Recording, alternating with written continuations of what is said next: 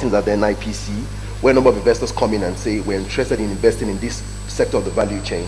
I think a part of the concern for a number of them has always been questions around the degree of support they'll get, which is beginning to change because you have governors like the Kebbi State Governor, you have people like the Vice President and Professor Yemi Osinbajo, who provide that, not just the support, but also ensure that the policy frameworks that you need for all the safety of your investments exist.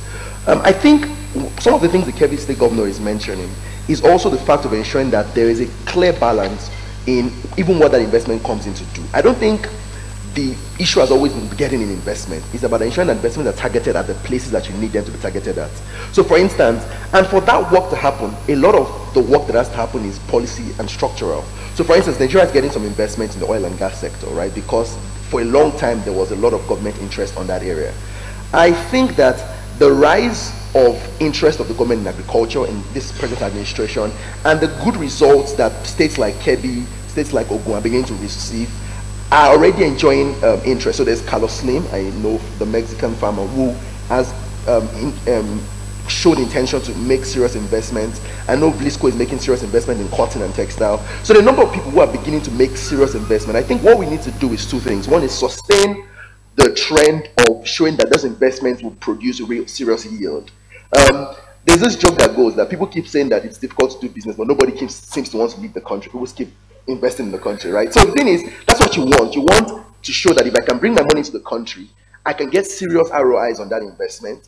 And if that is sustained in the agricultural sector and there's sustained policy support from the executive and even the private sector, domestic private sector, people like Dangote also investing in strong agricultural projects. I think what you do is you create a tripartite system where policy-wise, the government says we're putting policies in place with NASAL and the rest to ensure that you can bring your investment in the country. There's all the frameworks that the farmer needs to grow his capacity, and that investment can go to targeted areas. Then there's the domestic private sector people who, in the first place, always who an international investor is going to look at.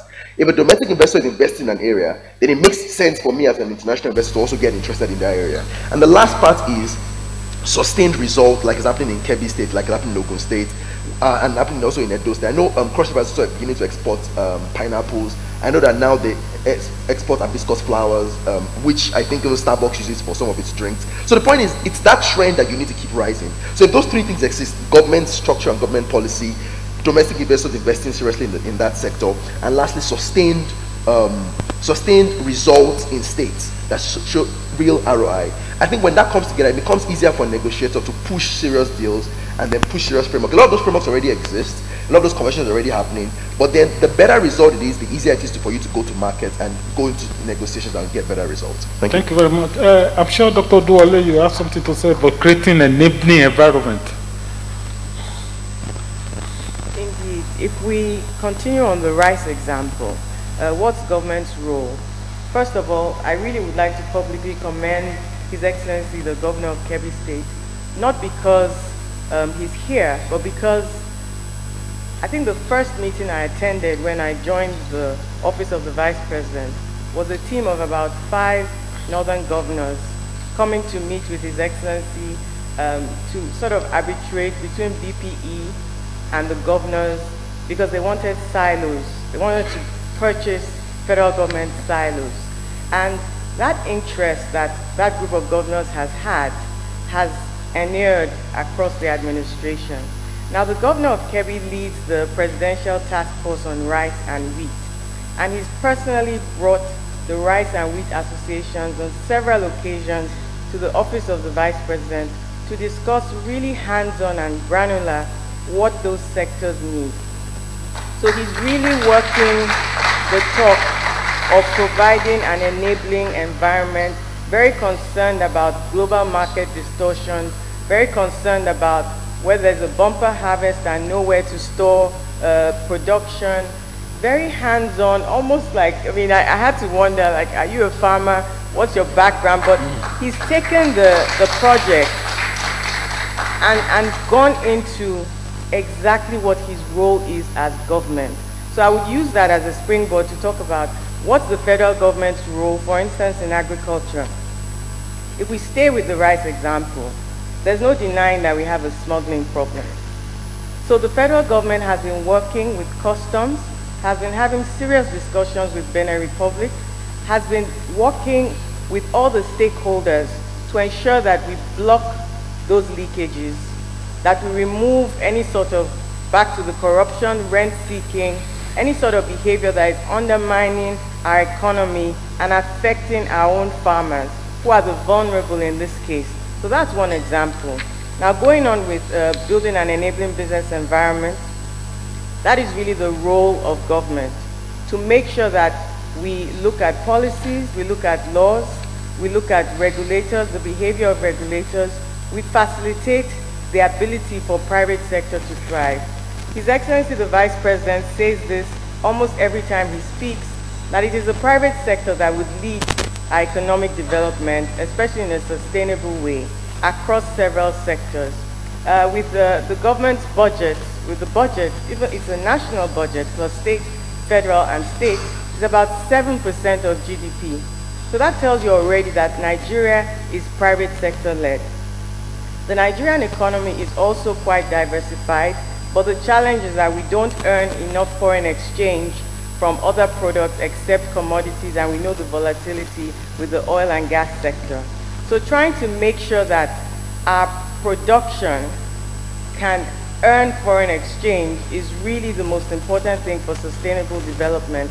So I would say that one of the options I would have chosen, it wouldn't so much be agriculture, it would be agribusiness, value added, joining global value chains. It will be making sure that export promotion, our productivity is increased, our competitiveness is increased. The same thing if we take manufacturing, we'll be making sure that we're manufacturing more sophisticated production, and that we're able to join, even if it's an auto industry, even if we take only spark plugs, and we become the center in the world for spark plugs, and then we join into the global value chain with original equipment manufacturers. Those are the kinds of policies that we're putting in place. Also making sure that we consume what we produce domestically and that we add value to them and export them more. So these are the kinds of directions that the country needs to go in, and that we're working hard to make sure it's sustainable. It's not enough to be diversified domestically. If we don't earn the foreign exchange that we need, we keep having the FX volatility and all sorts of things across the economy. So the government is trying to make sure that we just foster an environment in which private sector can thrive, particularly the MSME demographic, because they have such a wide capability to influence job-led growth and other factors like that. Thank you. Thank you very much. We have only about 10 minutes, and so let me go into questions. We have several questions coming in. Your Excellency, a lot of questions for you. Do you agree that landholding laws present a problem to investment in agriculture in Nigeria? That's a question many people ask Your Excellency to please attend to. Surprisingly, I don't. Most of the foreign investors who come to Nigeria do not have a land issue somehow. So most of these land issues relate to local laws, local land holding system that poses a problem for the small scale holders. That is not to suggest that legislation cannot be better, or suggestions about how to improve on the Land Use Act cannot be better. But in Kebbi, for example, we don't see any barrier to land ownership. We have not seen any barrier to land use by investors, be they indigenous or not. And since that is where I have the most locus of speaking for, I think I'll restrict my answer. Thank you, Your Excellency. Nisa, there are many questions also for you here. In resolving disputes, do you think a bespoke law Yes. Resolving dispute. Oh, yes. Yes, do you think maybe having a low cost, how do you build in the cost into it? I saw the question just now. Yes. Yes, I can see the question myself. It says bespoke low-fee dispute resolution system. Yes. I agree entirely. That question is properly positioned and it will meet the need of the clients. The reality is that the dispute resolution approach is cheaper, faster, and much more consistent with cultural leanings in the rural sector. Because you find that the idea of a sustained relationship with these smallholder business promoters, granted that there are ruptured transactions and so on, you would want to maintain a relationship because these are the same people you want to go to. These are the hands that are actually involved in the agricultural production process. As we speak, 92 to 98% of agricultural output in certain value chains are commanded by these smallholder farmers. So no amount of ruptured relationships would make you want to lose grip on this target sector that contributes that much to agricultural output. So the alternative dispute resolution and arbitration approach works for us, and for the financial system, financial sector operators who we rely on to provide funding, they've also found that the normal conventional litigation approach is very expensive and takes a lot of time, and so on the basis of that, they don't even want to participate in financing the smallholder farmers because they can't be sure the outcome of the conventional litigation approach. So looking at it from various angles in terms of the social leanings of the rural sector and the preferences of the financial sector that provide the funding, I think the approach of alternative arbitration works well, and which is why NISAL is excited about a collaboration between the Institute and itself in our work of fixing the agricultural value chain. I think a relationship with this institute on an ongoing basis is a major accomplishment that we want to drive. Thank you very much. Mr. Chairman, excuse me, can I pick up on a point that was mentioned there, just to give some statistics based on what you've just said from NISAL. Statistics about the fact that an effective dispute resolution framework does actually increase foreign direct investment. I know you're speaking about local investment, but ultimately it's a similar point about the ability of effective dispute resolution to increase investment. There was a study that was done in 2016 which looked at the connection between a country signing the New York Convention and the amount of foreign direct investment that went into the country before and after signing the convention. It's a fairly comprehensive study. It looked at all signatories to the New York Convention between 1975 and 2012. The general view was that signing the convention made a positive and significant impact to foreign direct investment in all countries.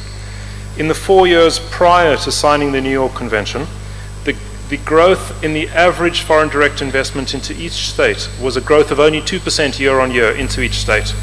In the 4 years after signing the convention, the growth of foreign direct investment going in was 10% year on year increase, and in the 8 years after signing the New York Convention, the growth year on year increase of foreign direct investment coming in was up to 11.5% per year. So whether or not that's purely because of the signing of the New York Convention, academics will debate that, but I think there really is something to be said that an effective dispute resolution system does promote some form of investment. Thank you very much. Quickly, to Dr. Duwole, speed of dispute resolution is important to ease of doing business. What's PBEC doing on this? Maybe you want to quickly respond to that.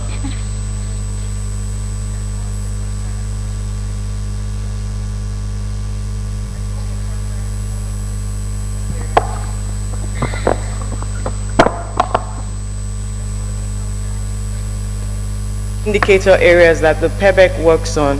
What we've done working with the states across the country is to actually look at small claims courts. In Lagos State, Lagos instituted a new small claims court in April for magistrates 5 million and below. Kano State just implemented a law for 10 million and below. Edo State and Ogun State have already expressed interest.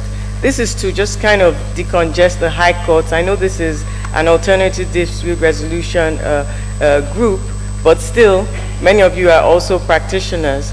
And just decongesting the high courts as a goal to just make sure that enforcement of contracts is quite speedy and quicker.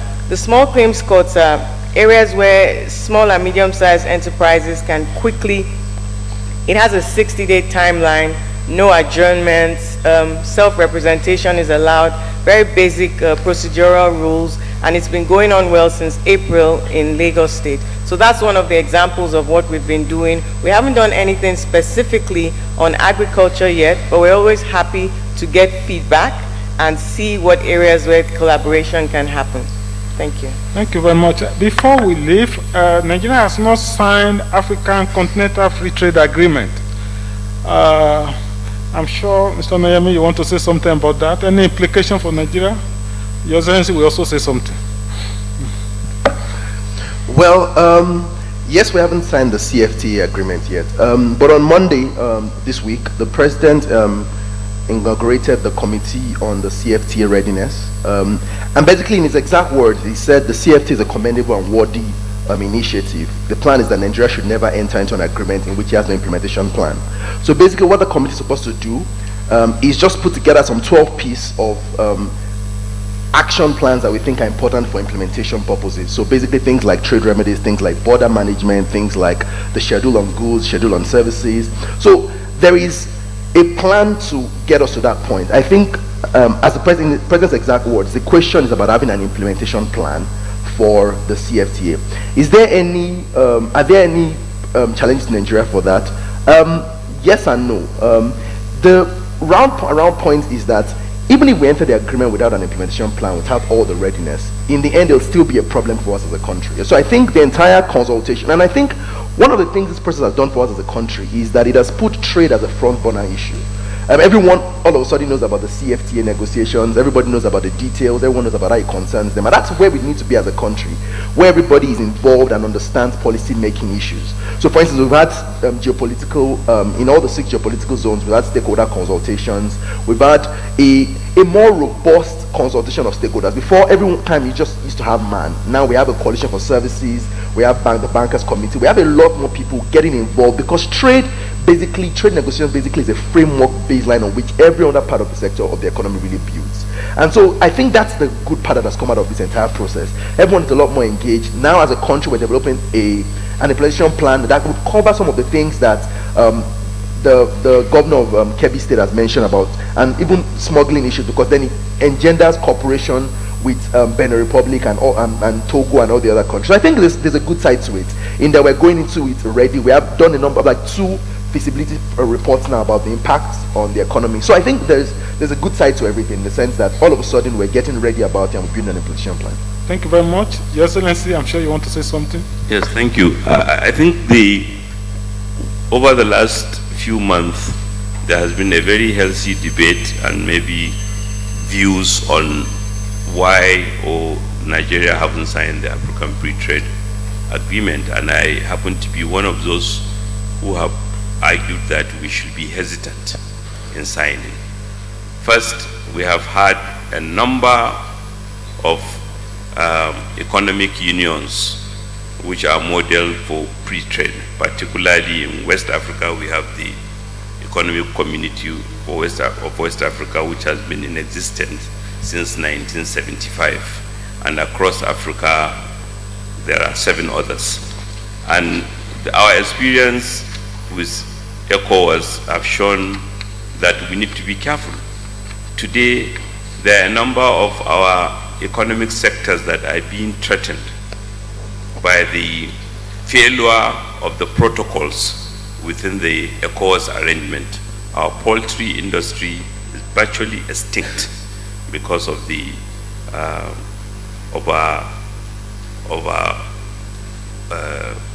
because of the problem associated with smuggling which is coming from within the economic community. The foreign rice, 7-year-old substandard rice, is being dumped on us, threatening our rice sector. So we should be careful. And many people have commented that in West African countries, a lot of warehouses are coming up in readiness for the free-trade arrangement, where foreign manufacturers will bring their goods and label them as those coming from Africa. And without an effective enforcement mechanism, yet again, we will be victimized. Economic free trade unions, as desirable as they may sound, are problematic. And the best evidence of that was Britain leaving the European Union out of frustration that the free trade arrangement is not working for them.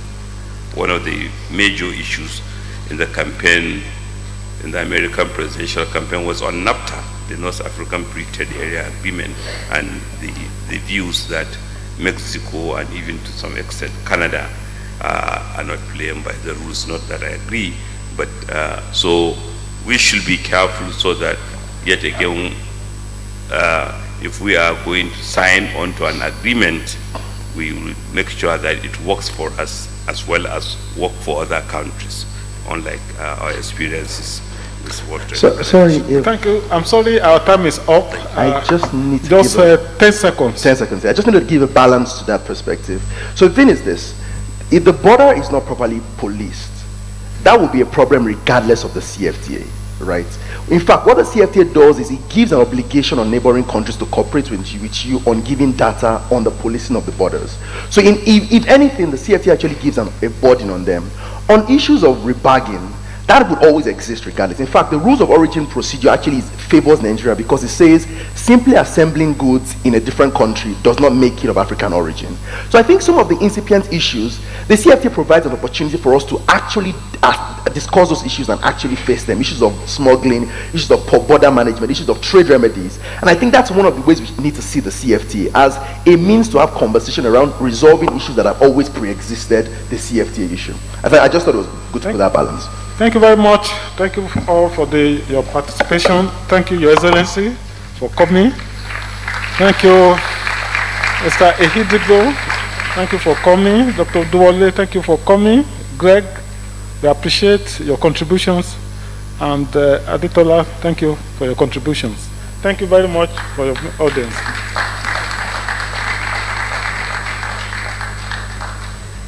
Thank you. May I invite Madam Chairperson, Mrs. Ruth Vival, to present gifts to the moderator and the panelists. Thank you.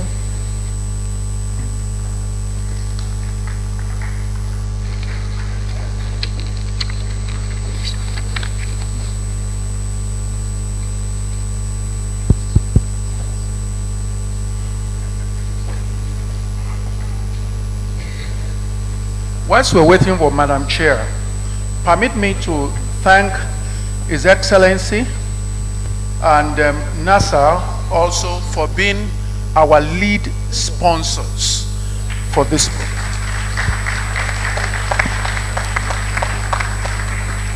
It is often said that wherever your treasure is, there will your heart be. His Excellency and NASA do not only have their hearts here, they also have their bodies here. Thank you very much, sir. Do it again next year. Thanks for coming. I wish we were tasting for our dinner. Excellency, I'm giving you your own last. I'm going to breach protocol. I'm giving yours last. Yeah. Thank you very much. Thank you. Thank you. And can I take a picture so that I can take a picture?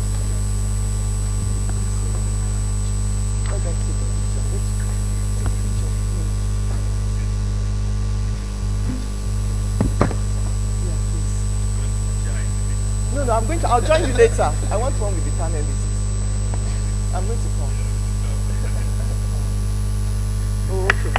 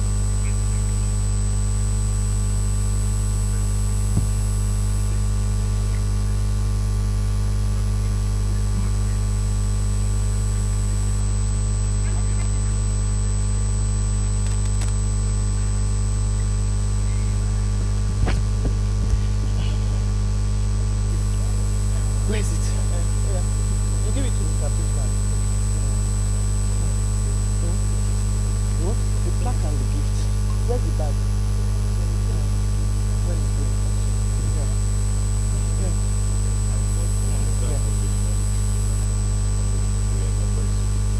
Thank you. So our president will be presenting a gift to His Excellency. We're grateful. Thank you. Thank you. Excellency.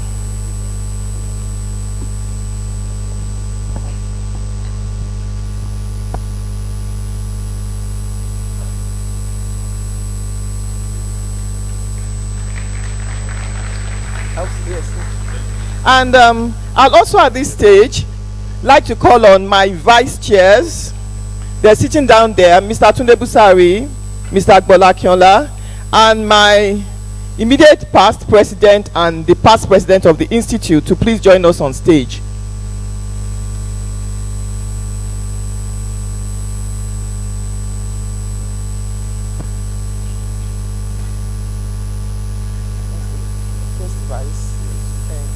I said past year. Where is he? She's not here. She knows she's the past year. Is the yeah? I know, but where is he? The immediate past.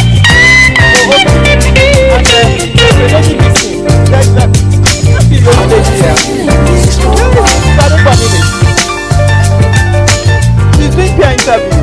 You see, we're so busy, Excellency.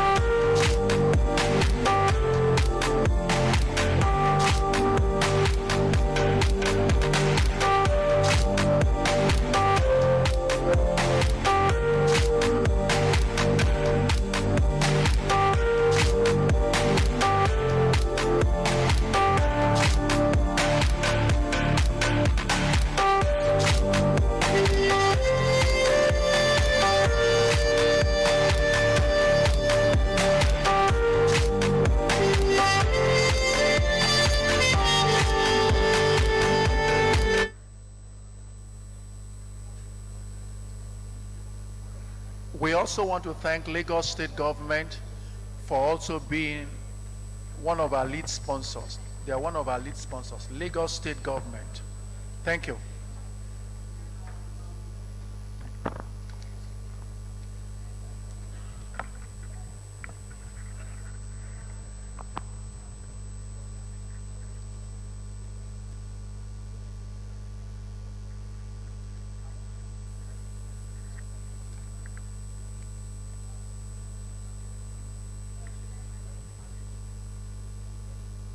Ladies and gentlemen, we've come to the session 7,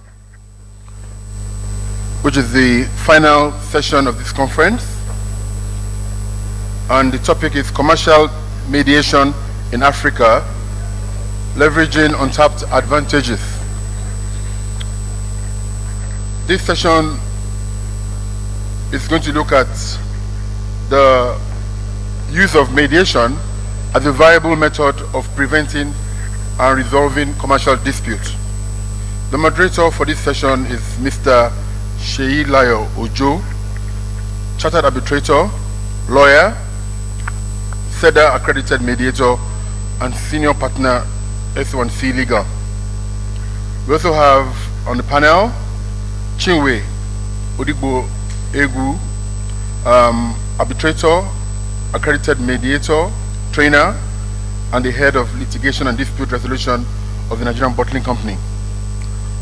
We have Messi Okiro, who is the Chairman, CIArb YMG Kenya, member of the CIArb YMG Global Steering Committee, and the youngest accredited mediator in Nairobi. We also have Mr.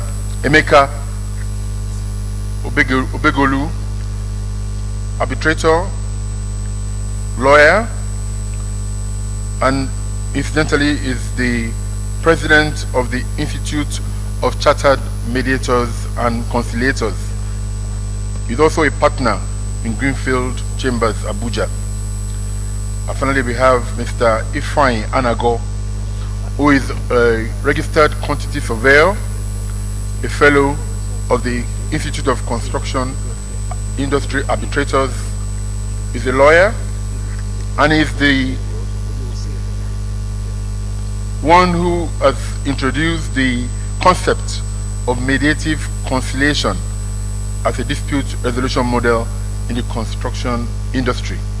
So we have a very, very well chosen panel to discuss the topic of mediation.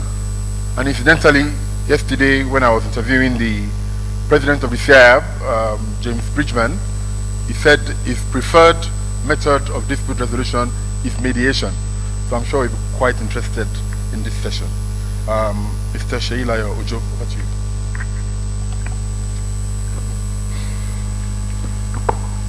Good morning, ladies and gentlemen. I also welcome you to this last plenary session, which is on mediation.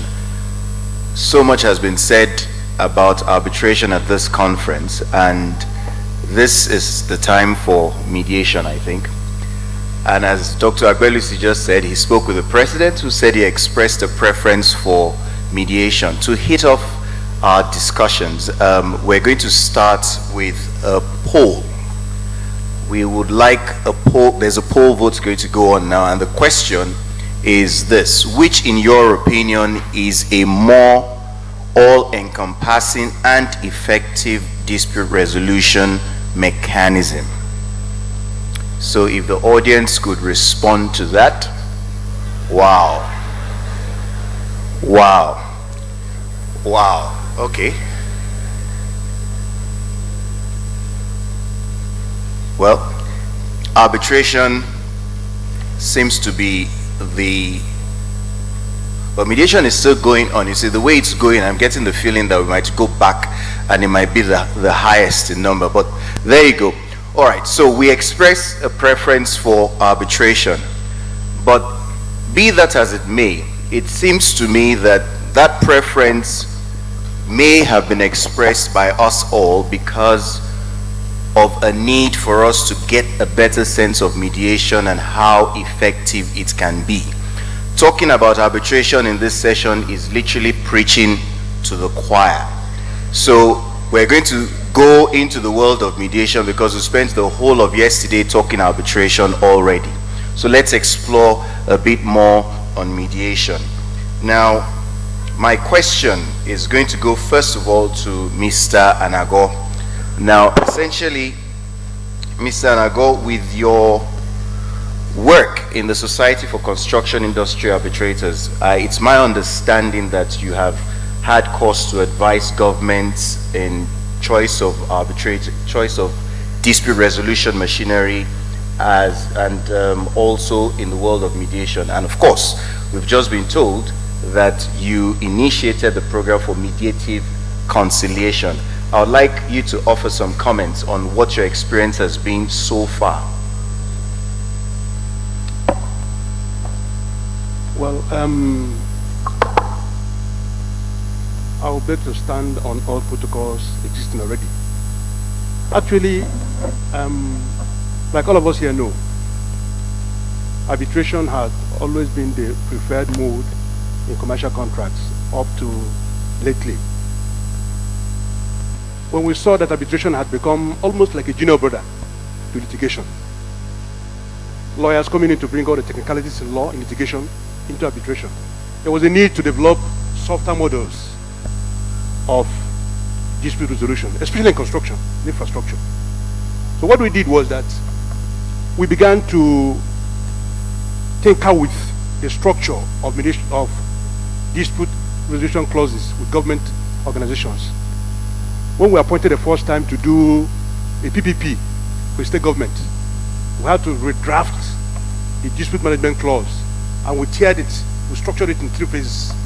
That if there's a dispute arising howsoever, first of all, you deal with amicable resolution. If it fails, then we get to mediation. If it fails, then we get to arbitration. And that had been our pattern when we were advising on massive infrastructure projects, until we had a challenge with mediation. The challenge of walk-away mechanisms, in that until an agreement, a settlement is reached, any party can walk away. And when it's reached, you now have to go back to court and enforce it as contract, as it were. And that was just taking so much time over both the mega projects we're dealing with and the micro ones. That was how we now came to the concept that we called mediative conciliation. It began with the construction industry. That's my own primary area of operation. And how does it work?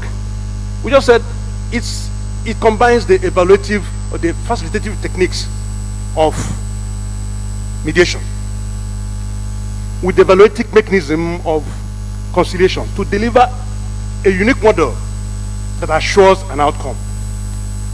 Because mediation itself doesn't necessarily assure an outcome, since any party can walk away at any point in time. So when we devised this method, we found that it answered the questions that we had up to that point in time.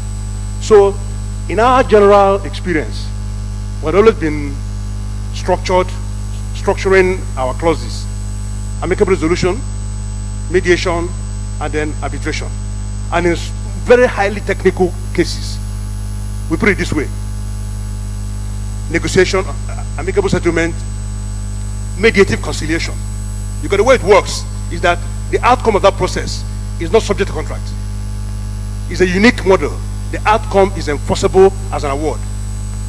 And so it's as hard as an arbitral award, provided the parties were informed ab initio and they agreed to that concept. And once they agree to that concept and sign off, when the mediation angle fails, the third party neutral gives a decision. And in our own experience, we have secured 100% compliance. Thank you very much for that.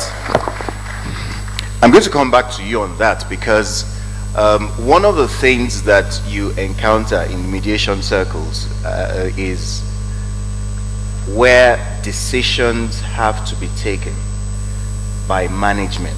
I'll come back to you after I take another speaker, but I want you to think about that in terms of how to have it more effective, particularly when dealing with government agencies, what your experience has been. But I'm going to come back to you. Now, my next question is going to go to Chinwe, and why I throw this at you, Chinwe, is because I know you did some litigation, and then you've now transited into the corporate world. I know you're a fellow of the Chartered Institute. You are an accredited mediator. In fact, you train. Now you sit on a desk that requires that you take decisions as to a dispute resolution mechanism when it involves your organization. I'm also aware that you belong to groups, in-house counsel groups, that have the same responsibility as yours. Now, my question to you is, what are those factors that typically influence your choice of a mediation, of a dispute resolution mechanism? Okay, thank you, Sheyi, and thank you to, of course, my fellow members of the Chartered Institute for inviting me to be a panelist.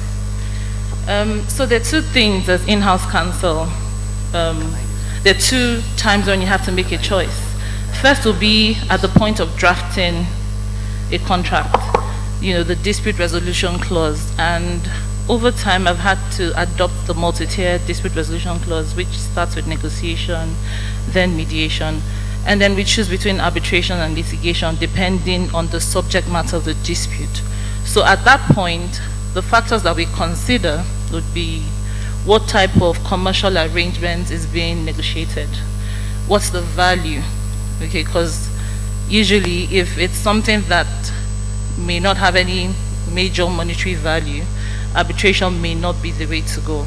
But where it's something that time is of the essence in a contract and there's high value, arbitration will be the ideal way. And even when you decide there should be arbitration, the choice on whether it should be a sole arbitrator or a panel of 3 will be informed by, of course, again, the subject matter, the multiplicity of parties, if it's a simple arrangement that involves just 2 parties or multiple parties. And then at the point of a dispute, okay, when you're referring to the clause, you want to, go with the clause, the multi-tier clause, if one exists. The truth is there are times when you're dealing with a dispute that refers to a contract that was negotiated many years before, this adoption of the multi-tier clause. Even at that point where it seems like litigation is the way to go, we still have to decide whether we want to approach either party or just, for negotiations. But generally, mediation, if I was to choose, answer the poll, the first poll, I would choose mediation. And that's because over the years, since I became CIDA accredited in 2006 and started mediating at the Lagos Multi-Door House, the success rates and my personal experience as mediator and as counsel, shows that mediation really works. Now, generally, I would speak also about my discussions with other in-house counsel, because from time to time we have to discuss these things. First of all, the ideal is dispute prevention, but you know that dispute prevention cannot take you out of disputes generally. And I see that there's a mix of opinions, okay? Some would prefer arbitration because of the finality or the certainty, and then of course the time considerations. Now, mediation, I've seen a group of in-house counsel who have tried mediation and it has worked. Some are still getting the hang of it. Some still have the concern that Dr. mentioned about the non-bindingness. But the truth is, if you're sitting in a mediation session with a very good mediator, it's very difficult to have parties walk away. So that risk is minimal, in my opinion. So the factors, let me repeat: subject matter, value of the commercial transaction in question, the type of parties involved and the number of parties involved. Then there's also something called the business need at the time you need to resolve the dispute. So if I go back to when I was in a law firm, a client will tell you that, yes, we want to resolve, but we actually need some more time before we, end up resolving. So if you want to buy time, there are different things you can do. But as in-house counsel, business need would be, if we go with litigation, even if that was in a contract, it's going to affect business continuity. At that point, you're not going to say, oh, the contract says litigation. You would go out of your way to reach out to the other party to convince the party to go into negotiation, and if it fails, mediation. So it's a combination of different factors.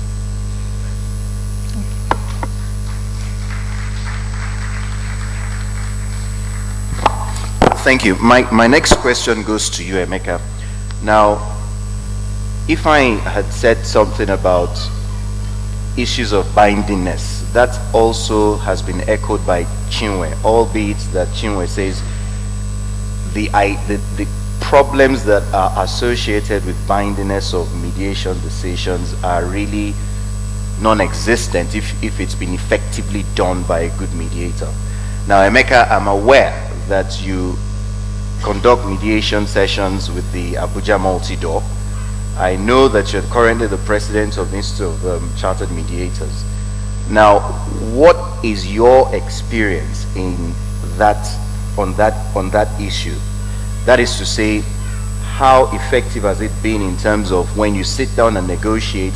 I mean, people tell you that mediation is an agreement to agree, and so you cannot compel me to agree. It's my prerogative to be unreasonable, right? So, but then you go into a mediation room, and we've seen situations where the very first person who's coming for a positional bargaining approach with a positional bargaining approach then changes and becomes more amenable to the process. Now, can you share with us some of your experiences in that area? Thank you, Sheyi. Again, first is to ask us to please remove our caps of arbitrators and try to wear caps of mediators. Because in every one of us in this hall, is mediation skills. What a training as a mediator brings out in you is like a sharpener bringing out the lead inside the pencil. So innate in you is the mediation skill.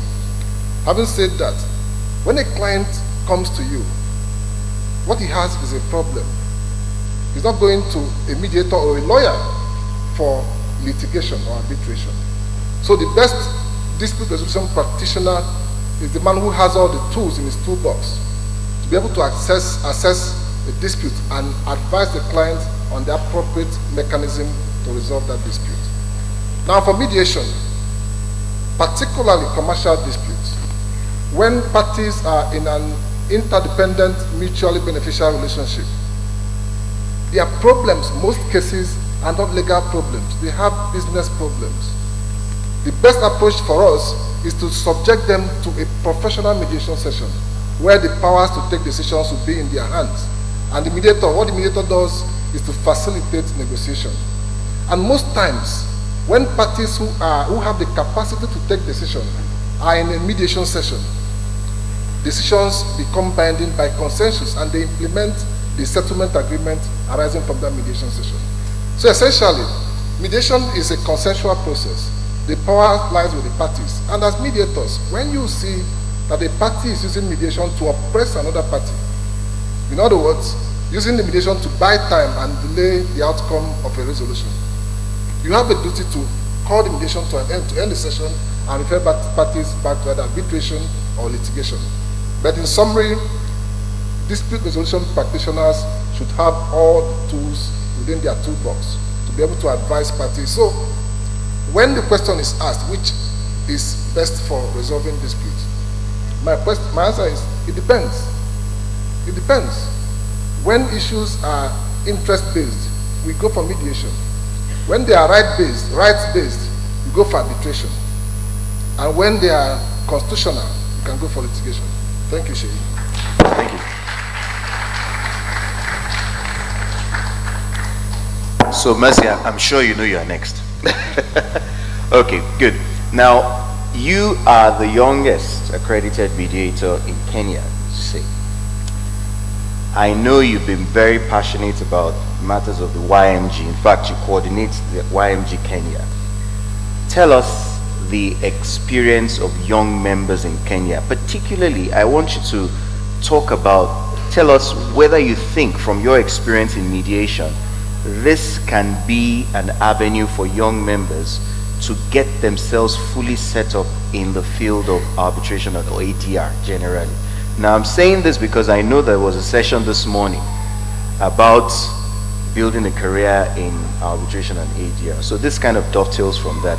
What is your experience in Kenya with the mediation practice, your own experience in terms of members of YMG also being able to participate and get it to be an efficient process for dispute resolution in Kenya? Thank you so much for inviting me to speak in Nigeria. First of all, I'd like to thank the organizing committee. My first visit was just a year ago, and I did not think that a year later I'd be speaking on this panel. So I'm very grateful. That tells you how far you've gone. Also, the Igbo people need to explain why I have an Igbo surname. That's I'm sure they'll do that. Yes. Regarding the question that you put to me, and regarding especially my experience as a young member in mediation, first of all, I'd like to put it's not that I only mediate, I'm also an advocate of the High Court. Regarding the experience as a young member, one thing I'd like to say for me, and having talked to so many young members in this jurisdiction, is that there's an obsession with being arbitrator. Everyone is like, I want to be an arbitrator, I want to be an arbitrator. But then you see the challenges of getting into arbitration are actually more.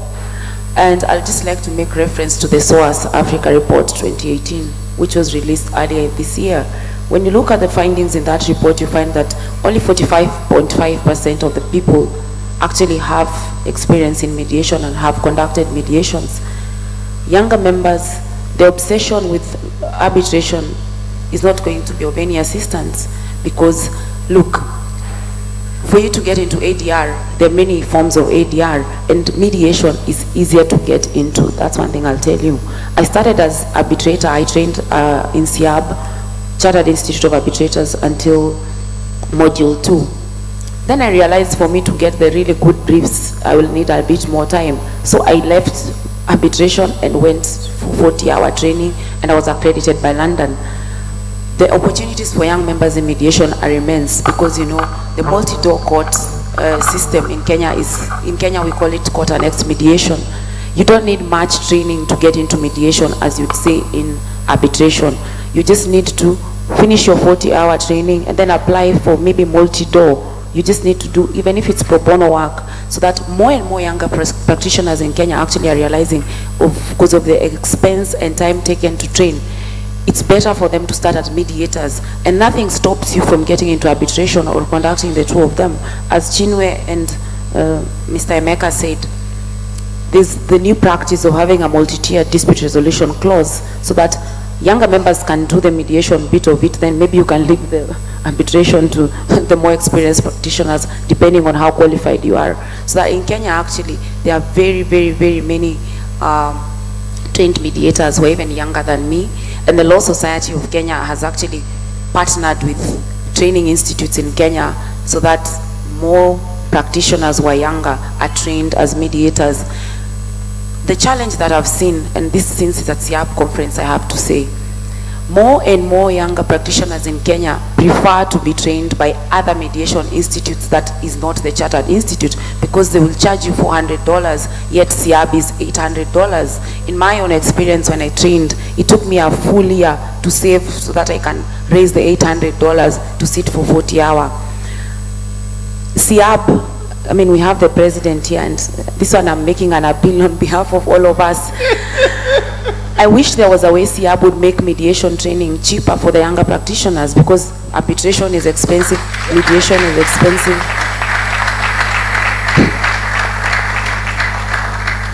Because we really want to be affiliated to CIArb. We've already accepted arbitration is expensive. Please reduce for us mediation. So costs is a big challenge, but getting into mediation is not as hard as arbitration. Yes, thank you. Thank you very much. Now, I'm going to throw one question at all of you, and I would like to have your comments on it. Now, in my little experience in mediation, one of the challenges you face as a mediator is when it comes to taking decisions. Of course, as a mediator, you tell the person in the room, at the very least, make sure that you're just a phone call away from the person who's going to take the decision. However, in practice, that sometimes doesn't work. And so I'm going to start again with you, Ifeanyi, because you've consulted for government on matters of ADR and arbitration. Now, we all know that civil service is high-levy bureaucracy. And apologies to civil servants in the room. One of the things that makes me laugh the most is that hardly will a civil servant take responsibility. When you see a letter, I am directed to. And when they sign the letter, they sign for. So you have a government institution in a mediation, and you're trying to get them to latch on to the process. And some of these things are time-bound. What kind of tools, or how do you reckon you could get that sorted out from the point of view of government, because I know that's a major concern for us? And I'll foreshadow by telling other panelists, particularly Chinwe now, because you also work in a big organization. There are always management level things, especially when you're mediating disputes with banks. You know, they will tell you that, oh, there's an approval limit, somebody can give the approval, the managing director is not there and all. Now, I might say that this is perhaps one of the reasons that people just generally move to arbitration, because they don't have to wait for that. All they have to do is get a decision and move on. So let me have your thoughts on that, Ifeanyi, starting with you. Well, the very nature of mediation is that it's party-driven. In other words, you are enabling the parties to generate a solution that they can live with. So it's actually their own solution. We all know that. That's why sometimes it doesn't matter what skills, what technical skills the person has. So long as that person is equipped with people skills, able to galvanize people, bring them to the table to agree, then it can go on.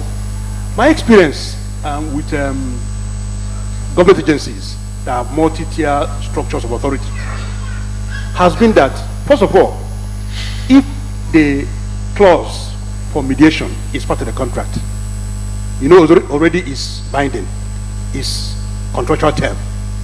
So I find myself going to the government agency, asking for the top person, the responsibility person, and reminding them that what has happened is that a dispute has occurred, there is a provision in the clause for mediation to start, and we are about to start, as it were. Sometimes the way you present the matter in a very non-adversarial way, you can get the top person to come for the session. Usually, I will subtly insist that the person who will come has to be the top person, so that any decision we take there can be taken as a decision of the management or of the authority, as it were. Or just like you said, a phone call away. Phone call away is my second option. But first option is to get to the people, authority, the decision makers, and be able to persuade them to attend. And if they fail to attend, despite my subtle persuasion and persuasive skills and so on and so forth, they still fail to attend, you find that you can't shave a person's head in his absence. It simply means that he cannot continue, as it were. But also, I know that in some instances where we've been involved in, we've been able to get the chief executives of the parastatals to come. Sometimes we try a mix of this thing they call executive tribunal or mini trial, where the chief executives come and the junior parties, the junior people at the middle level people in the organization, they come with an appointed chairman, make presentations, and then the chief executives with the neutral person will now go and negotiate based on the information that they've received, as it were.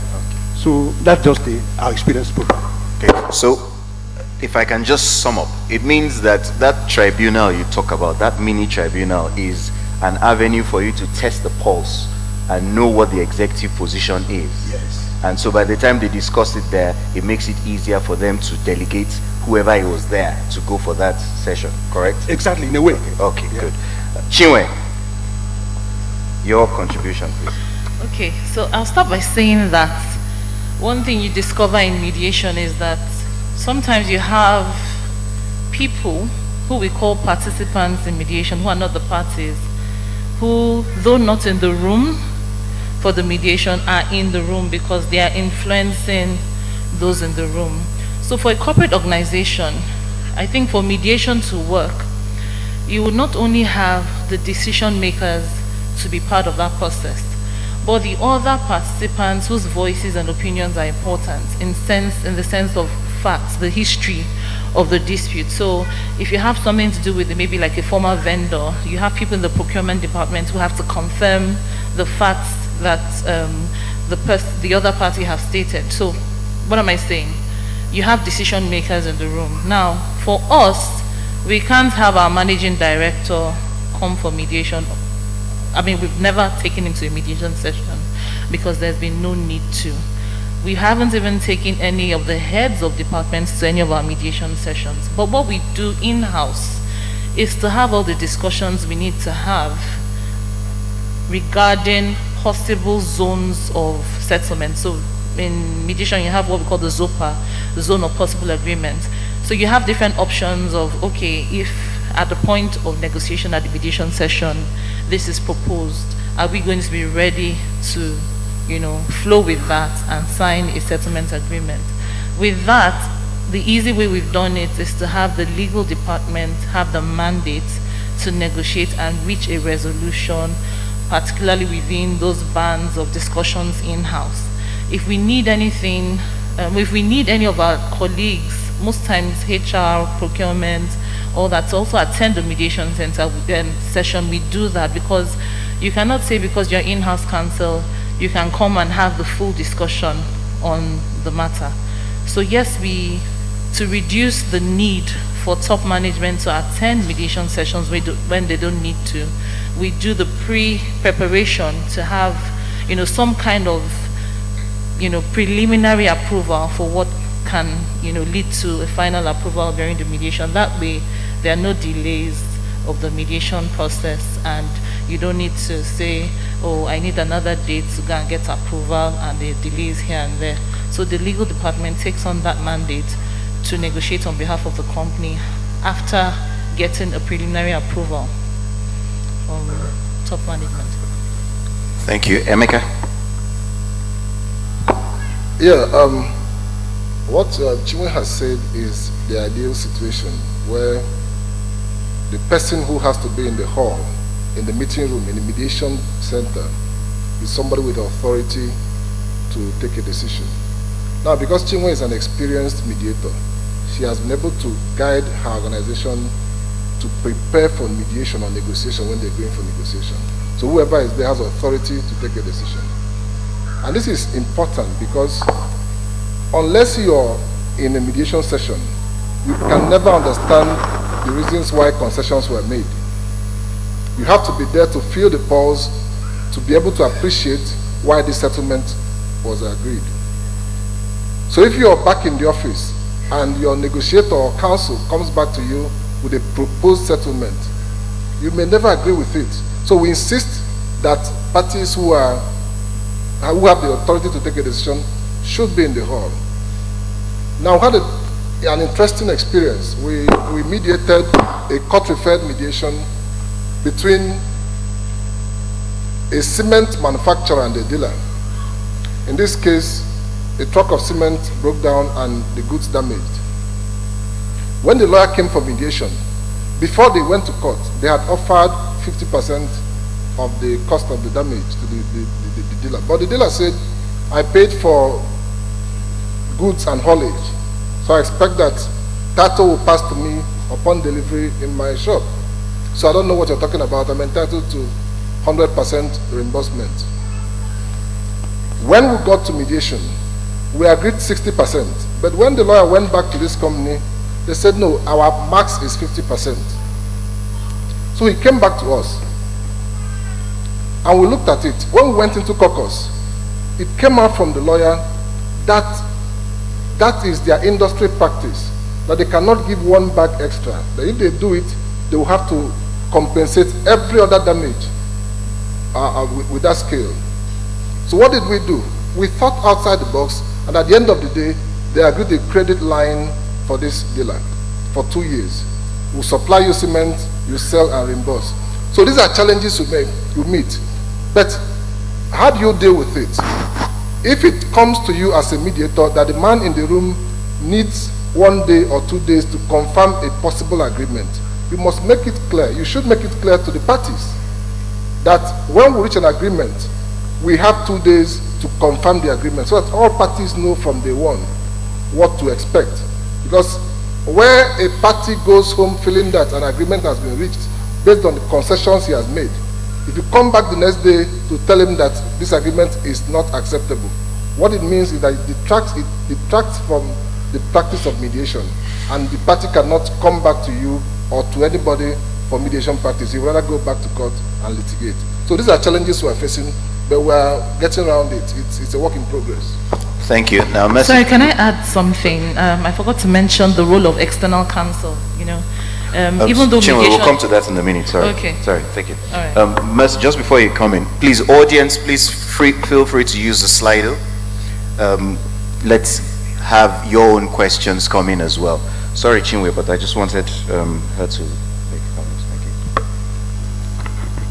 My comments on that issue, first of all, I'm taking the assumption that this mediation, by the time you're going to mediation, it's emanating from a contract, so you're bound to be there.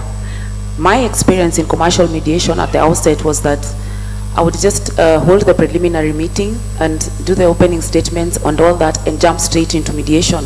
But courtesy of this issue of the authority to settle, one way I found of curbing this issue of authority where you're in mediation with parties, then when you're at the time of settling, you realize, Allah, this person does not have authority to settle. I hold pre-mediation sessions so that I sit there and I ensure that I determine that there's authority to settle, because you can't proceed, so that you don't want to have the wrong person in the room. So you have to determine authority to settle at the initial stage. And for me, I find it easier when I have a pre-mediation session. Then now I jump into the substantive mediation on another date. So that's what Chinwe has said. If the person who came for the mediation is not a person with authority to settle, the company can have time to go and pick someone who's well informed or who will be briefed as to the nature of the dispute and will enter into authority, will enter into a settlement if the mediation is successful. Another thing is, I'll just touch on the culture. You see, companies and most commercial mediations are literally that, commercial. So that dispute resolution, as Mr. Emeka said, is basically not the business of a company. Companies are in the business of profit. So that you as a legal advisor, it is your own, as an advocate, it is your own prerogative to advise the company as to the best way forward. So that you have to have in your toolbox all this, because you can't draw companies into the business that is not theirs, like they are always going to court and all that. You can actually advise them that there is mediation, so that culture needs to change. That's why you need to have in your own, you have to be aware of all these dispute resolution mechanisms, because training also helps within in-house counsel, because you're not going to advise people to go to mediation if you're not aware of mediation. Further, training high-level executives, that's something we do in CIArb Kenya. We go to the Kenya Revenue Authority, we seek these big companies in Kenya and train them on mediation, so that at the board level, when they are also taking advice from legal advice, external legal counsel, they're basically also, even at that this initial stage, they have an idea that there's mediation, so that even at the board level, those decisions are being made by people who have an understanding of mediation. My last point is goodwill. Today in the morning when I was reading, I was checking my email, I just saw that our Chief Justice has released new practice rules for mediation. One of the things is that moving forward, all government agencies will circulate there will be a circular that will be released soon, such that all state matters will have a mediation clause. So that if you also have goodwill from your own judiciary, from even your own state law, for example in Kenya now, all mediations, all state agencies will have to incorporate dispute resolution clauses with mediation either as the only or at least in a multi-tier dispute resolution clause. So that goodwill is also important, because no one is going to come for mediation if there's no authority, and that authority has to come from a place of policy. That's my contribution. Thank you. Thank you. So you're literally advocating some form of backward integration as well, because you're saying we should go back and start to educate corporate executives, top-level management as to the benefits of this process and how they can actually utilize it and have a much more acceptable bottom line. Now, Chinwe, your question is actually a question, the comment you wanted to make about the role of external counsel, I think you'll be foreshadowing the poll. So let's take the next poll, and then I'll start with you. So, what professional, in your opinion, is best suited for handling interpersonal conflicts?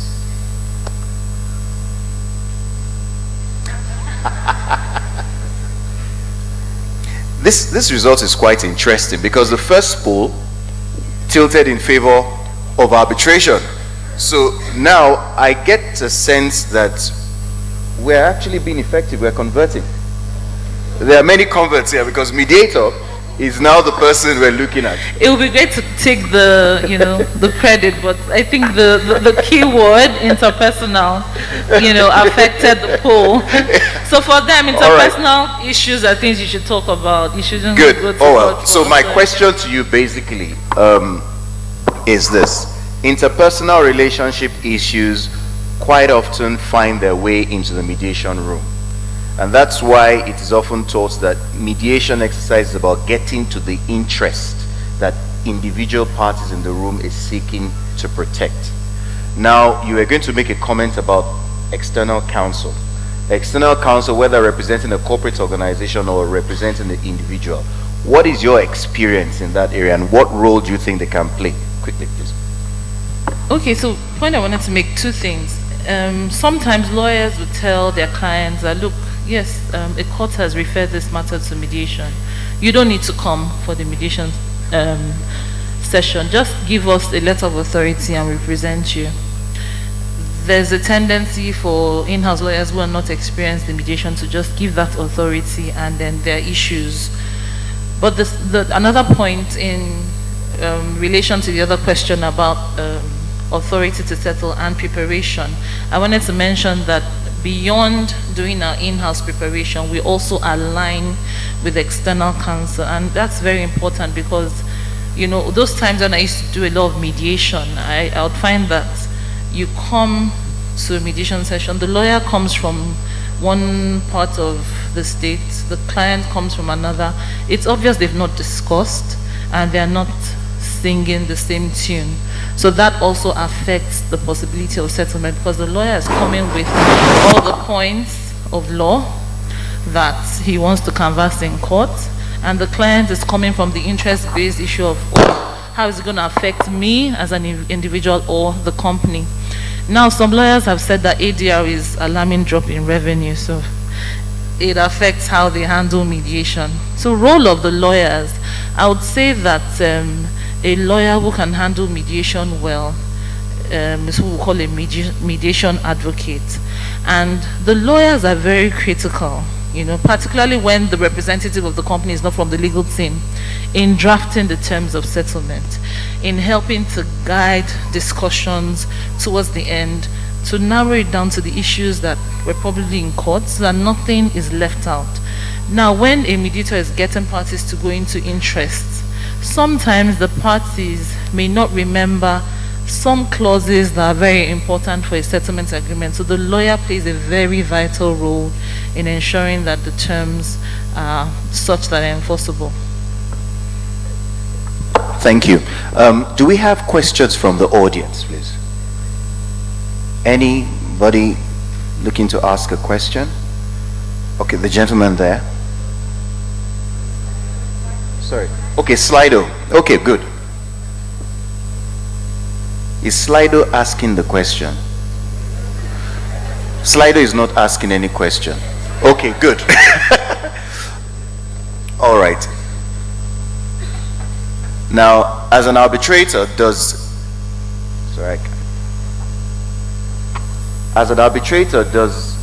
one need to become a certified mediator to be able to mediate cases? That is a yes or no answer. So I'll just quickly say no. Mediation, was that right? No, because of a truth, the reason I say this, and yes, I'm a moderator, so I'm just throwing it out there because I'm trying to manage the time. But essentially, in one area of our life or the other, we all mediate somehow. The only difference is that there is somebody else who has gone for a training. And that is a misconception that even goes into the field of arbitration.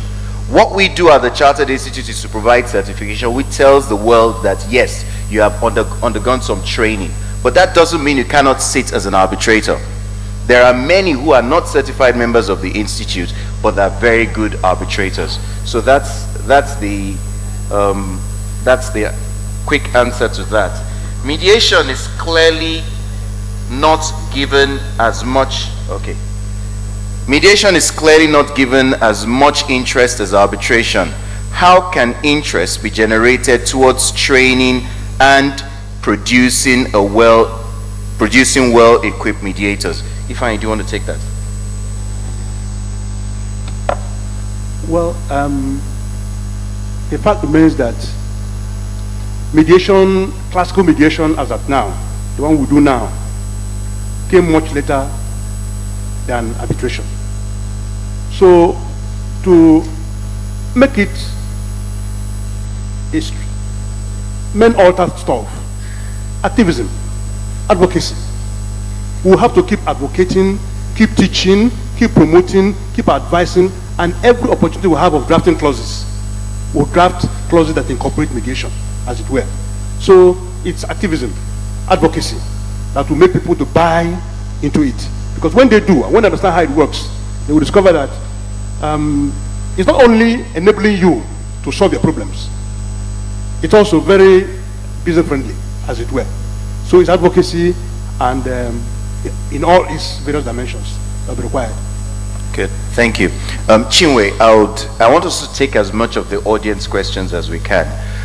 So Chinwe, the next question is yours. What importance does mediation advocacy training play in the success of mediation as a dispute resolution mechanism? Okay, it plays a very vital role, and I will use statistics, well, not really statistics, but general feedback from mediation at the Lagos Multi-Door Courthouse. Now, when we started the Lagos Settlement Week in, I think, 2009, there were issues around settlement not, flowing very well because lawyers didn't seem to be cooperating in the process. Now, some mediators advocated that for mediation sessions, we shouldn't have lawyers come in. Some others, like me, were of the opinion that we can't get lawyers out of the process. So if you go to the Citizens Mediation Center now, the one that was set up by the Lagos State government, I don't know about today, but generally there was a policy that did not allow lawyers to come into the mediation session. So what did we do? We came up with the need to start doing the mediation advocacy training, and we've done quite a lot, and we've noticed some kind of improvement in settlement rates, particularly where the lawyers who come for the mediation sessions with the parties are trained mediation advocates. And I'm aware that the Chartered Institute of Arbitrators has started a mediation advocacy training, so I will encourage everybody to also partake in that training, because even though we assume that we know what mediation is about and we know what to do at mediation, what the training does for you is to break down, what goes on at the mediation session.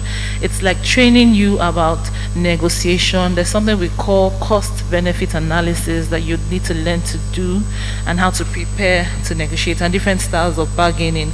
So I'd say yes, mediation advocacy training is very important, and it helps with the success rate. So it reduces the number of hours a mediator would have to, use in settling a matter. Thank you, Chinwe.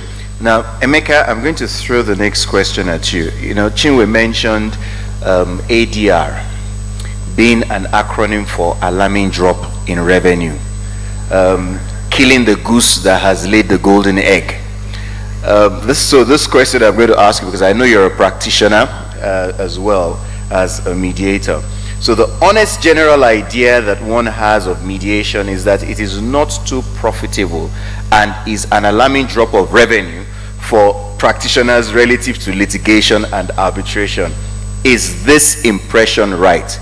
Is a yes or no, but then please feel free to share one or two thoughts on it. Yeah, as of today, yes, but it's temporary. Definitely it's temporary, and I'll tell you why.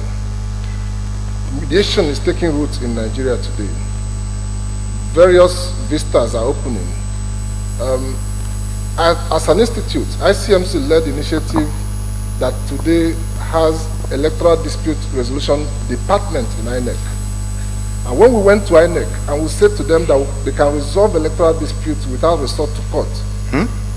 When we went to INEC, yes, we said to them that they can resolve electoral disputes pre and post, because these are interests of parties, without resort to court. Initially, it was seriously resisted.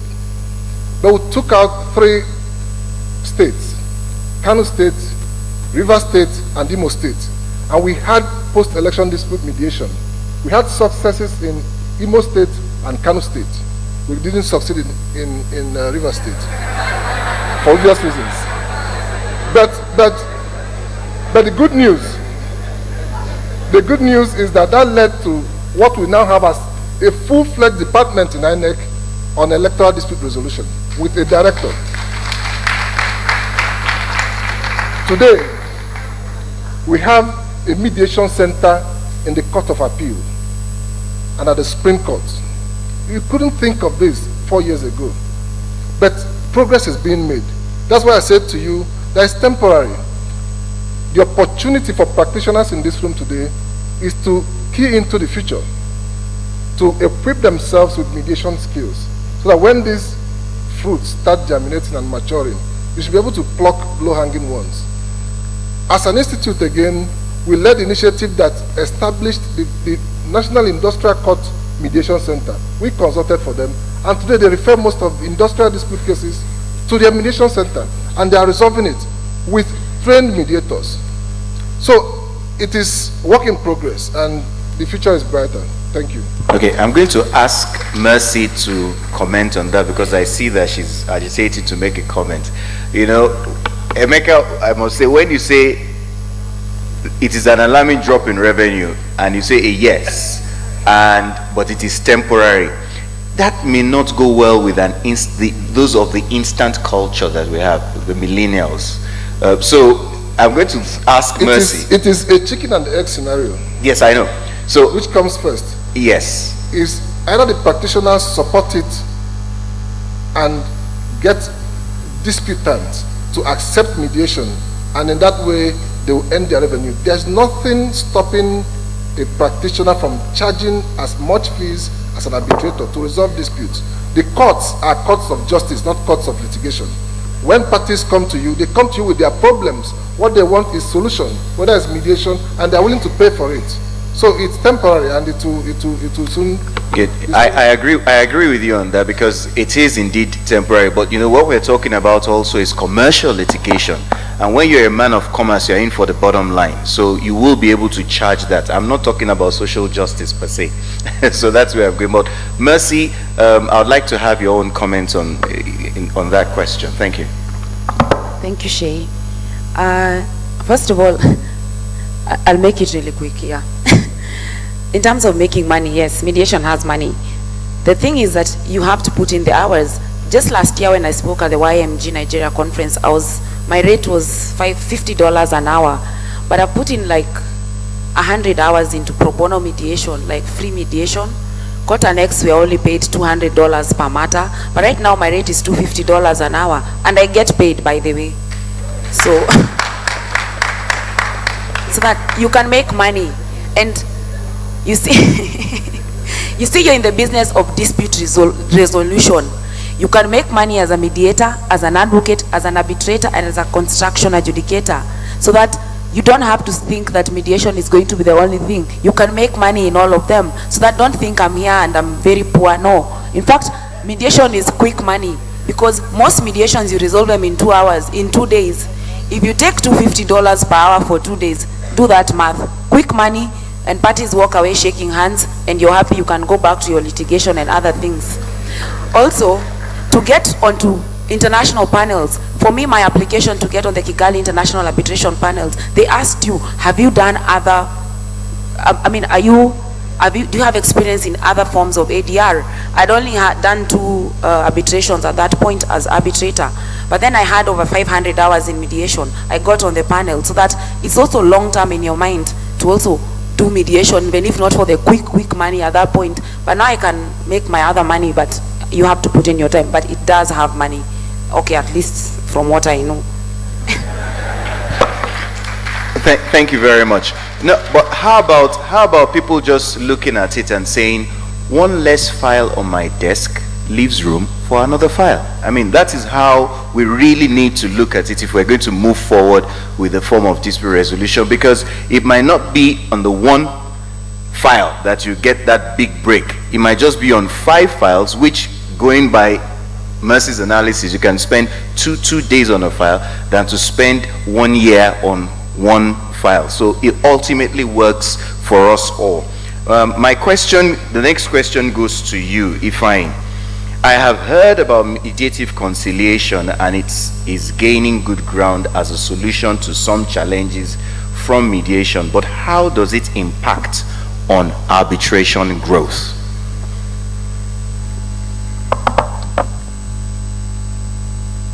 Well, I'm sure that many people here may be hearing about Medcon. That's what they call it in Kenya, Medcon, for the first time. Medcon is actually something like a junior brother of arbitration. Yes. In the sense that it's a third-party neutral who, if the condition permits, will make a decision that is binding. And the rule says that outcome is enforceable as an arbitral award. The issue is that in MEDCON, the parties take part in trying to find a solution. Whatever it is that mediation does, MEDCON does that. It's only when it comes to a point where the parties cannot resolve some disputes, as it were. Then, because it has been pre-agreed before the program started, the third party neutral, who must be experienced in the issue, in other words, there's expertise there, who had a trust of the people, will now make a binding decision on the outstanding issue that the parties were unable to resolve. And when it is done, the whole, both the party-driven solution and the neutral-driven solution are harvested together, and then an award is given. That is as binding as an arbitral award. So actually, what you discovered is that the construction projects where we have mediative conciliation, where it's practiced, we don't go to arbitration, because at that level, it is capped and enforceable.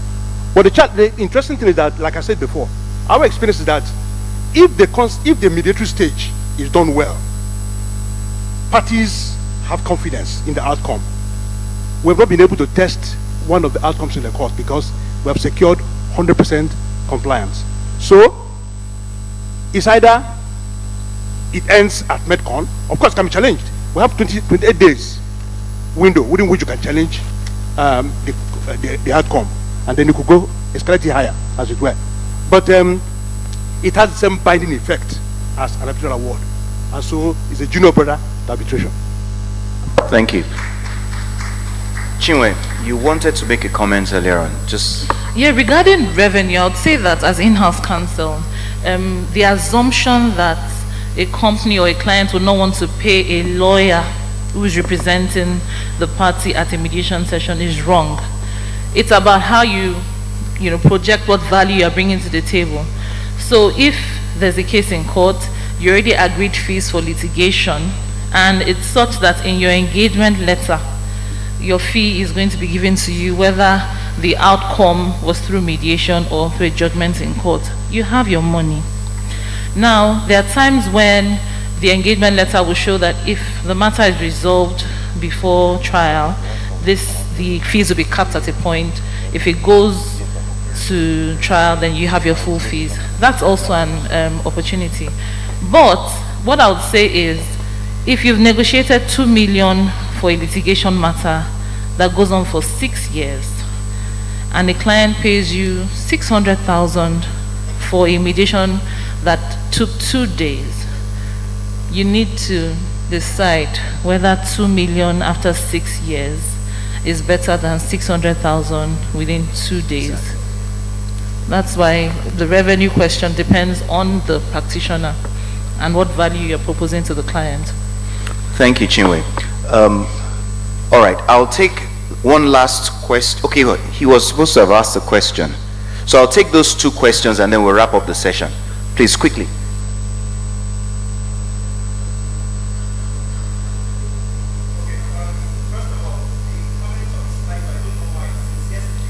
Check.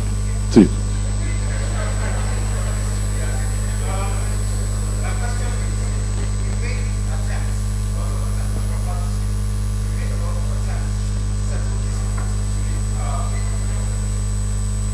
Hi, my name is John Apollos Maton. I'm from Plateau State. We've made a lot of attempts to settle disputes between herdsmen and indigenous farmers. We have had mediation sessions where the parties would refuse to concede to certain terms, or where they do, the very next day the whole thing goes up in flames. So it's, what would you advise we do in this type of situation? Okay, the next question. The chairman and the panelists. Can you do it? And sorry, can we? This conference. My name is Adenchin Makandik Elijah. I have a concern. Sorry, ladies and gentlemen, please. Thank you. Yes, I have a concern on the fact that some of us who are lawyers, especially young lawyers, have the vision of becoming silk one day. And one of the criteria for you to make silk is you must have a number of cases that have been tried either at the High Court, Court of Appeal, or the Supreme Court. There are requirements for that. And with the coming of ADR, if it appears to be a point of challenge or a hurdle for lawyers to go towards settling matters out of court, because we would like to have our number of cases. So I want to suggest that we should begin to look at, since we are becoming pro-ADR, we should begin to look at recognizing such matters that were settled out of court as part of the cases that could be considered for the conferment of the rank of senior advocate. Good, thank you. If I can just quickly say that I wish you'd asked that question yesterday when the Chief Justice of the Federation was here. I think he would have been able to deal with it efficiently. But that said, it's part of the things that I reckon. I mean, there are many who are here, and you see the applause that trailed your question. The stakeholders are here, they will deal with that question. But Mercy has opted to answer that gentleman's question on cattle. I would like Emeka to also offer a comment on his question after Mercy goes, and then we'll wrap up the session. The person who asked about the fact that you're doing your own traditional dispute resolution and then the next day you come and it's scattered. Now, I'll go back to my issue on policy. In Kenya right now we have what is called TDRM. TDRM is traditional dispute resolution mechanism, because in the villages people were resolving disputes through their elders before. But then now for it to be accepted before the court and take the same manner as an order of the court, it has to have come from a binding dispute resolution settlement, such that it also goes down to your own policy in your own state, for your own judiciary, to incorporate this TDRM. And now the thing with TDRM, they also recognize the cultural aspect of the dispute. For instance, in my tribe, the Luo tribe, women do not oversee dispute resolution. So that even if the court has picked me as a mediator, the Luo people will not accept me to mediate. So what we are doing now as a matter of policy through the TDRM system is courts are taking their trained mediators to the villages. These elders have been resolving disputes, but now they need to be told that whatever is decided here will be binding. So they're just given a skill set. So that I'll tie in with a very quick question that came. Yes, even if you're an arbitrator, you need to train as a mediator. Those are two different animals. Arbitrator, you sit and you're binding. Mediator, you're not binding anyone. It's your own wahala. So you have to get a different skill set. The skill set you use in arbitration is not the same in mediation. So that you need to, through your bar bench committees, or I don't know how you operate here when it comes to making policy. TDRM is already there, as you're saying, these people, but then do they have the skill set? Are you doing enough at the judiciary level in your own state so that, yes, there's traditional dispute resolution mechanism, but then do they give them a formal feel of it so that it can tie in properly? Please, I need to comment on how you can make silk. Please let me comment. Even me, I want to make senior counsel, that's the equivalent of SAN in Kenya.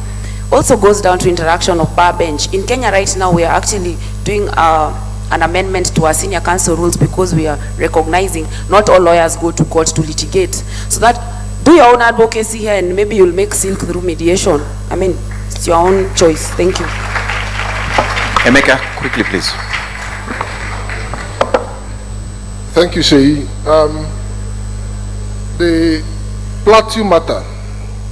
Now, I don't know what processes you've gone through, but it's important to interrogate the processes. Sorry, we're about to round up. Just the last comment. So please, ladies and gentlemen, let's have one house. Thank you. Thank you. It's important to interrogate the mediation process that the parties have been subjected to interrogate the interest of the parties, and to make sure the parties and the influencers are within the room. Herdsmen farmers crisis transcends Plateau State. It's a national issue, and I don't think the herdsmen in Plateau and the farmers in Plateau can resolve a national issue. I think it should be a national platform to negotiate and mediate herdsmen and farmers crisis. So my view is Plateau is a microcosm of the theater of dispute. They should nationalize the dispute and bring in professional mediators to try. There's no guarantee that it will succeed.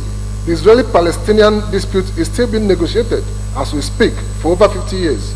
So it can only be put in through a process of professional mediation, and there's no guarantee that will succeed. Thank you. Thank you very much. Now, just in closing, I'm sure you'd see that there is a lot more to be said about mediation that is still to be shared here. If we had time, we would have explored the work of the Citizens Mediation Centers, which has been set up by Ministries of Justice in states of the Federation and the likes. But I would just like to end the session on an anecdotal note. I was involved with a mediation one day, and it started off on the paperwork as a mediation of a dispute concerning a stockbroking license. When we got into the mediation session, it transited from a stockbroking license dispute into a company law dispute. However, just when I was thinking that we had got to the root of the matter, I then discovered that in point of fact, I was dealing with a matrimonial matter, where the significant other was not even in the room. And unfortunately, that mediation could not be closed to get a result from it. So my point in bringing that to the attention of the audience is that mediation is for us to try to get to the heart of what is driving individual parties. So when you talk about a win-win, I forgo some, I take others. You forgo some, you take others. At the end of the day, we are both happy and we go. We're fighting over the orange. Somebody wants the juice, another one wants the peel. I hope that as we go along and we get to educate ourselves the more, we will find mediation as a veritable tool for dispute resolution in Nigeria. On that note, I would like to thank every member of the panel. I mean, I should say this. Some of us are fire brigade members of this panel. I'm sure you look at the program you have, you don't see some of our names on those programs, but there you go. It's good to be able to be here, and thank you very much for having us. Thank you.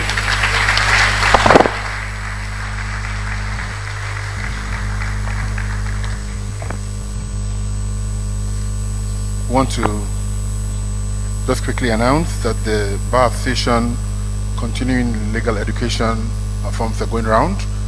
If you have not filled them for your e-certificate, please do so. Mr. Onuga, please be on standby to wrap up the conference.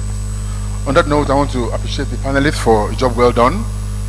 The last session of the Institute's conference for the year 2018 has now come to an end, and it's my pleasure to respectfully invite the branch chairperson, Mrs. Doyin Revival, to present gifts to the panelists.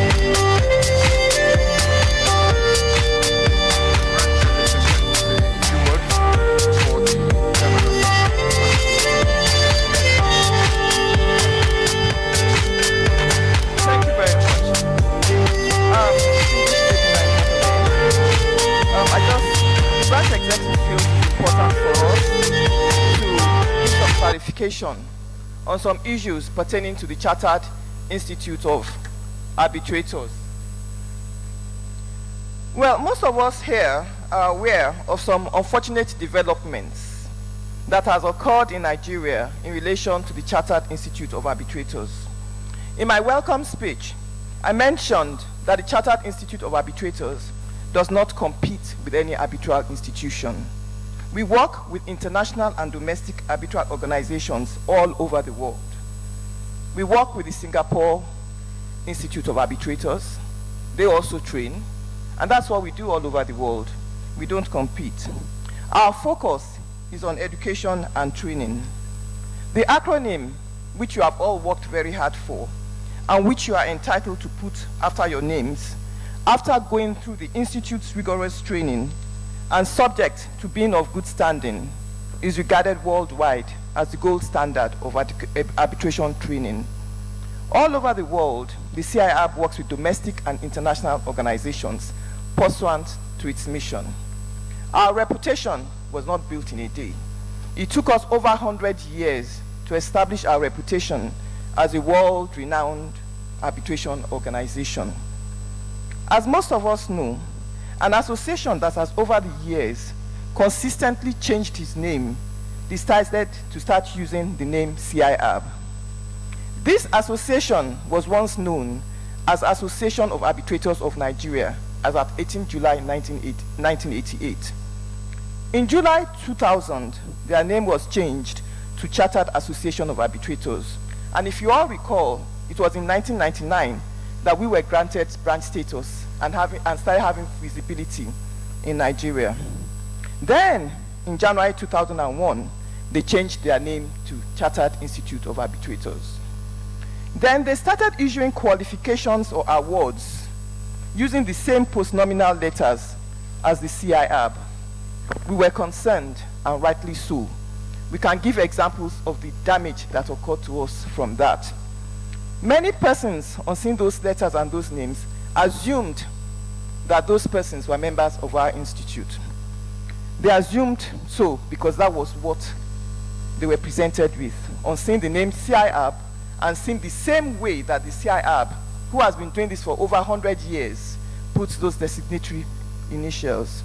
Even in respect of training, many people will assume they are coming for our training, and we have life examples of this, only to find out that it was not our training.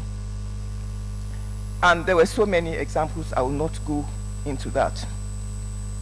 At one time, to do some damage control, we started putting UK after our name. But we are not a UK organization. We were chartered by the Queen in England, but we are an international organization. But we just had to do that to do some damage control. We do not want to quarrel with anybody. We do not want to fight. We do not want to go to court. And we reached out. We reached out so that the matter could be resolved amicably. But all we meant was a stone wall. They were not ready to discuss with us. So we had no choice. We had to institute an action in court after several attempts at settling it amicably. After reaching out to them, at one time they said they had changed their name and were now using their trademark, Nigerian Institute of Chartered Arbitrators. They refused to let us go ahead with our CAC registration, which was already in process even before all this started. If you read the papers 2 weeks ago, you will see that this institute that had said that they are taking a step towards making sure we can resolve this amicably and we're no longer using our name, they put a publication in the papers whereby they gave a history of how they are Chartered Institute of Arbitrators. Again, just this week, they also put something there saying they were Chartered Institute of Arbitrators. But then a judgment was expected, and we are law-abiding citizens. We were ready to wait to see what the Nigerian courts will do. On the 22nd day of October 2018, the Federal High Court delivered its judgment in the matter. And if I may read some portion of the judgment of the court. Our action was for passing off. So you know exactly the action we had against them. It was for passing off themselves as us.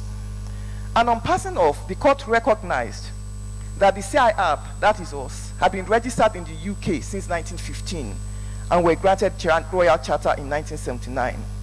The court said it was satisfied that the CIArb has established its goodwill all over the years and all over the world. The court then held that exhibits tendered by us, by them, showed that they were passing themselves off as the CIArb in Nigeria. The court further acknowledged that aside from the use of the plaintiff's name, that is our name, their use of the acronyms ACIArb, MCIArb, and FCIArb is deceptive. The court held that in an action for passing off, what is required to be shown is the tendency of confusing people, and that the confusion created by them had resulted in their successfully using our name. The court therefore granted us the following reliefs. A declaration that in using the name Chartered Institute of Arbitrators Nigeria, the defendant is passing itself off as the Nigerian branch of the plaintiff. A declaration that in using the logo and membership grades of the plaintiff, by which members of the plaintiff are globally known, that is the associate member, fellow, and chartered arbitrator, the defendant is passing off such logo and membership grades as that of ours. The court granted an order of perpetual injunction restraining this body, its agents, privies, assigns, or any other person or body from further using the name Chartered Institute of Arbitrators, a name by which we are globally known, or using the logo and membership grades, including the accompanied acronyms of the plaintiff, either in books, letterheads, training, and other materials used by the defendant. The court further directed them to deliver up to the Deputy Sheriff of the Federal High Court for destruction all books, letterheads,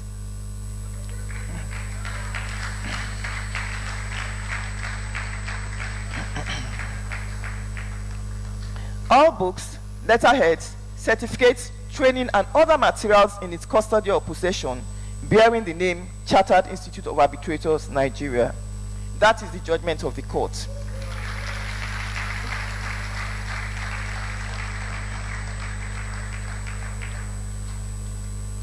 That is the judgment of the court, and for us, this is not only a victory for the Chartered Institute, it's a victory for all Nigerians and for our court system, and to show that we are people of